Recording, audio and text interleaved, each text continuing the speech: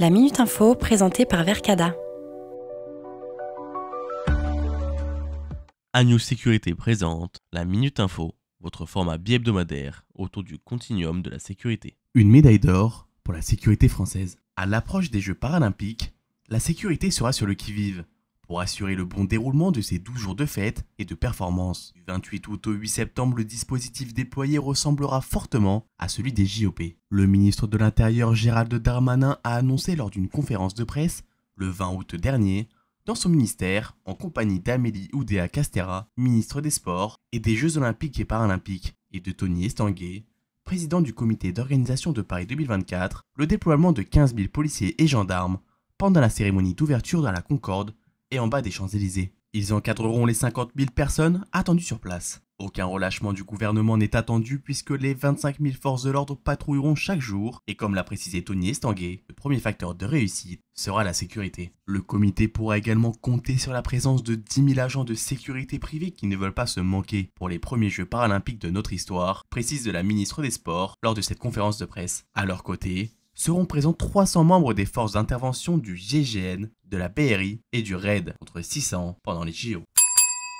Une sécurité maximale pour les lieux de culte juifs. L'incident de trop. Après l'explosion d'une voiture survenue devant la synagogue de la Grande Motte, le ministre démissionnaire de l'Intérieur a annoncé lors d'une conférence de presse, puis sur différents plateaux de télévision, le renforcement des forces de police statiques devant les lieux de culte juifs. Sur demande directe du président de la République, chaque préfet est dans l'obligation, de manière immédiate et jusqu'à nouvel ordre, de prévoir et d'assurer des gardes statiques systématiques aux heures d'entrée et de sortie des fidèles dans les lieux de culte juifs et lors de la sortie des élèves devant les établissements scolaires juifs. Le phénomène antisémite ne diminue pas, puisqu'on recense 1676 faits antisémites en 2023, soit 4 fois plus que l'année précédente. Selon Eli Korchia, avocat français et président du consistoire israélite de France, la communauté juive s'attendait depuis plusieurs jours à ces risques importants.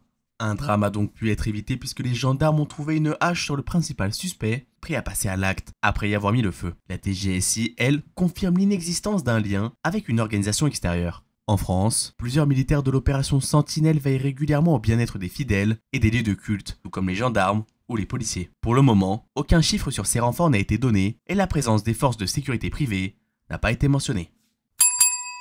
L'ANSSI, sur tous les fronts au JO 2024. Entre le 24 juillet et le 11 août, date des Jeux Olympiques de Paris 2024, l'Agence nationale des systèmes d'information a recensé 141 tentatives de cyberattaques contre l'événement. Touchant plusieurs secteurs comme les lieux de compétition sportifs, l'État, les transports ou les communications, tous les événements cyber survenus au cours de cette période sont globalement caractérisés par leur faible impact, précise l'ANSSI. En outre, aucune n'a perturbé réellement l'organisation des JOP ni les dispositifs de sécurité. Selon les derniers rapports, l'attaque la plus importante serait la tentative d'hacking des boutiques en ligne du Grand Palais où se déroulaient quelques épreuves olympiques. Une quarantaine de musées auraient été la cible des cyberattaques, annonce l'agence. L'intérêt des hackers aurait été de provoquer une panne générale et de compromettre des milliers d'identités en les compromettant et les divulguant. Désormais, place à des Jeux paralympiques sous haute surveillance pour l'ANSSI et les autorités. La Minute Info vous a été présentée par Verkada.